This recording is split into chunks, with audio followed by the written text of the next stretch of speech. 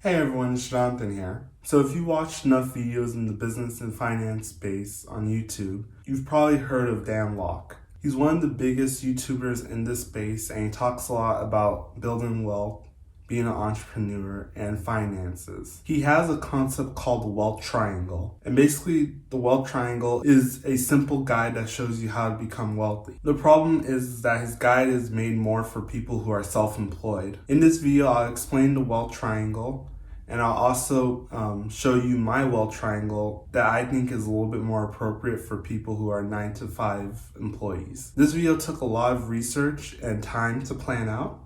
And all I ask for in return is that you smash the like button for the YouTube algorithm.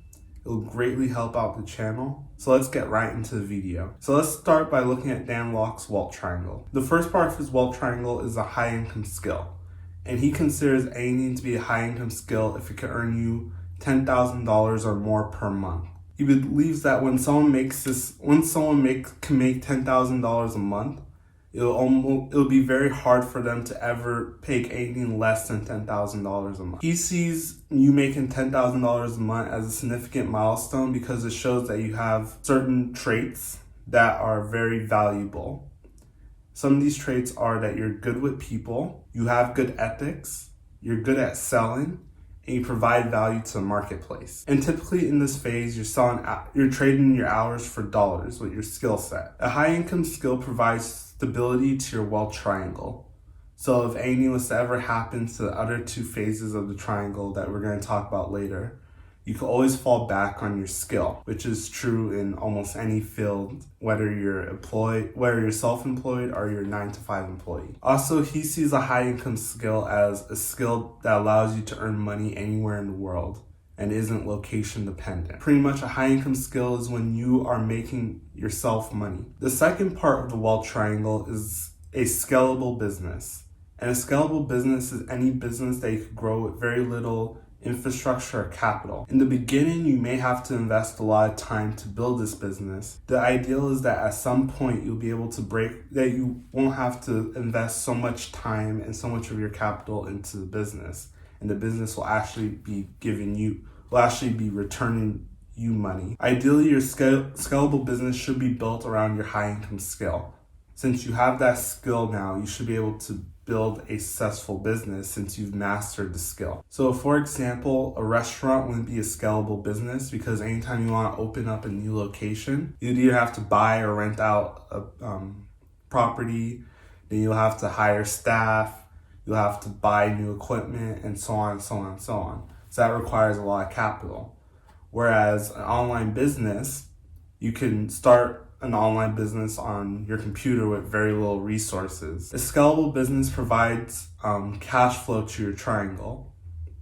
So you have income coming from your high income skill, then you have cash flow coming from your business, and that cash flow access is pretty much when people are making you money. You're pretty much leveraging yourself to make more money. The third and last side of the wealth triangle is high return investments. A high return investment is an investment that gives you a return of at least 10% every year, or more. This can be a lot of different investments, but to give you some examples, it could be real estate or stocks or venture capital or a multitude of different things. And in this phase, you'll have money making you money, which allows you to build your network. The problem with Dan Lok's wealth triangle is that it's more geared to people who are self-employed and who are more entrepreneurial. For you to be able to fully execute his wealth triangle, you need to start a scalable business. And to be honest, not everyone's cut out to be a business owner. And there's nothing wrong with that. It's just that for some people,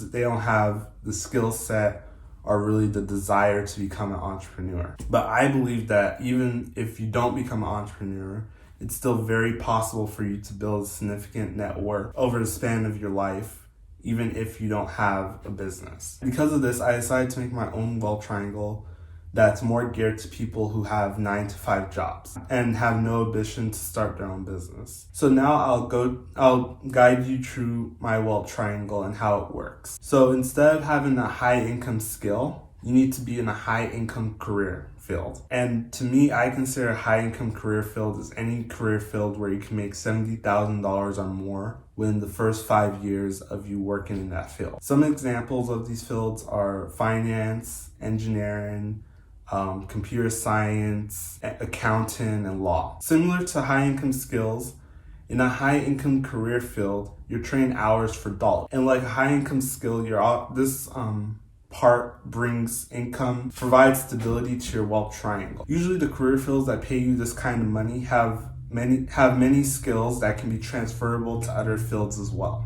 So typically it's not hard for people in these fields to find other jobs, even if it's not related to necessarily what their career. This part of the triangle is very important, especially if you're an employee, because if your income is too low, it becomes very hard for you to invest. So to replace a scalable business in the 9-to-5 workers wealth triangle, you need to have something that I like to call as a scalable income. And the best way to scale up your income is by being in a career field or being at a job that doesn't have a glass ceiling. So you have to ask yourself, is where you're currently working, or is the career path that you're currently going on, does it have room for improvement from where you currently stand right now? Now, most jobs usually have some kind of glass ceiling, but you want to ask yourself, in the position you are right now today, can you move up where you are, whether it's your job or in your career? If you can't, then that means that you're in something called a dead-end job. And you need to figure out what you have to do to get yourself into a job that you can continuously grow at. It's very important that you do that because you don't want to be in a career field where there's no opportunity for you to grow. Because if you can't make more money, then you can't invest more money, and it makes it a lot harder to build wealth. And as your income increases, that becomes cash flow, because the idea is that you will keep your expenses in check, and that extra money that you earn can now be directed straight to investments. So the last part of the wealth triangle for a 9-to-5 employee is safe, high return investments. And so like I said before, a high return investment is any investment that can yield you 10% or more of annual return every year. But because in this triangle you'll be an employee, you don't have much control on your income generating ability. Usually your salary is set by a boss or a manager. And because of this, you have to focus on high return investments that are on the safer side of the spectrum. So for example, maybe as an employee, you'd have to focus a little bit more on investment like stocks and not necessarily touch investment like venture capitalism because of the high failure rate of startups, and you don't really want your money to be tied up. You don't want to be in a position where you lose a lot of money from these investments, given that your income is limited. These kind of safe, high return investments build your net worth over time. So the biggest limitation with my wealth triangle versus Dan Locke's is that as an employee, there's sort of a cap on how much money you can make at a certain job. And it's not the market dictating your value, but it's actually a boss or a manager dictating your value. Because you're limited on how much money you can make, it's very hard for you to scale up your income versus if you're a business owner or if you're an entrepreneur, it's a lot easier since it's the market that's determining your value. So because of this, I still think that Dan Locke's wealth triangle is definitely superior. But this gives you another viewpoint if you are a 9-to-5 employee and you want to build wealth. So I believe that whether you're self-employed or you're a 9-to-5 employee, you can always find it's still possible to build a significant amount of wealth, even if you don't own a business. But owning a business could be one of the biggest catalysts to you building your net worth very quickly.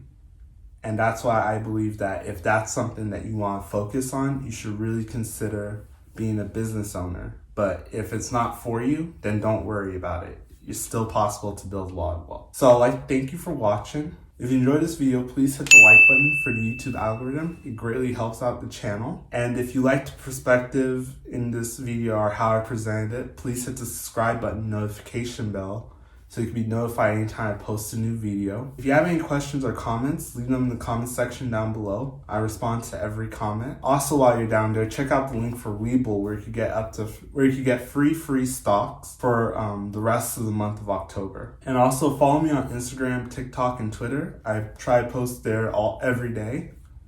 And thank you for watching. Until next time.